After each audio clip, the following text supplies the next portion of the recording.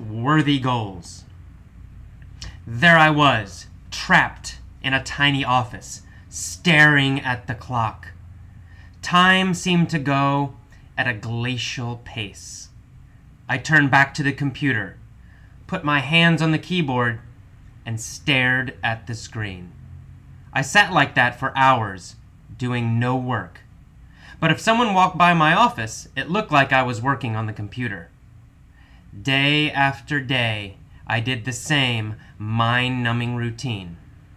It was the most miserable job I've ever had, working for IBM. Is it possible to make a living in an honest, inspiring, interesting way? Is it possible to have freedom and autonomy in one's work life? Does work have to be boring and degrading? Last night I watched the movie Office Space, a comedy about office workers. It was very funny because it was so true. As I watched, I remembered my experiences working for IBM many years ago. The movie captured the sterility, the numbness, and the pointlessness perfectly. Sadly, most jobs are like this. Most jobs, in my opinion, are factories of degradation. The worker's spirit and soul are crushed. Over time, people who work in such jobs become empty, depressed, heartless, and boring. Hakim Bey once wrote that work is the most oppressive force we face, the greatest source of misery in our lives. This has certainly been true for me. I hated my job at IBM. I hated the sterility. I hated the insincerity. I hated the drab offices.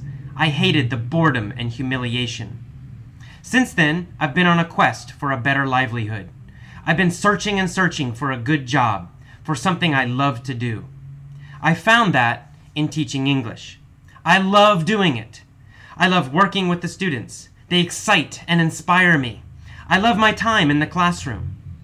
Being an English teacher is much better than working for IBM, but it's still not what I consider a right livelihood. As an employee, I must still follow administrators' rules. I must still use their textbooks, even when I think they are terrible. As an employee, there is always an element of humiliation, always a whiff of command and control.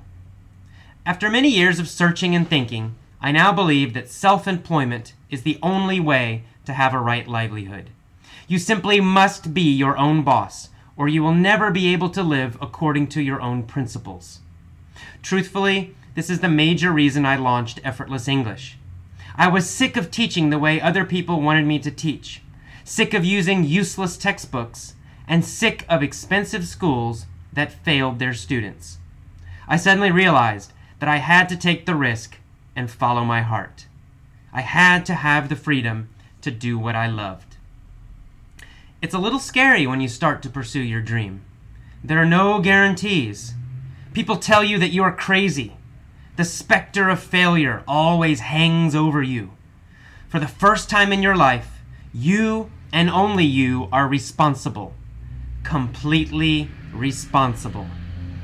I once read that a worthy and powerful goal should both terrify and inspire you. If you don't feel both excitement and scared, it's probably not a worthy goal. I agree. Perhaps you also have big dreams. Maybe you also dream of starting your own business, or writing a book, or going on a great adventure, or asking out a girl or a guy, or studying abroad. Perhaps you've hesitated to try because actually pursuing the dream terrifies you. Or maybe the fear of failure scares you. If so, you should realize that this is good. The fear is good. Your terror is a good sign. It means you have chosen a worthy goal. My best advice to you is to accept that fear. Accept it, but don't let it stop you. Whatever your dream, be terrified, but don't give up. Be terrified and then do it. Because the best antidote to fear is action.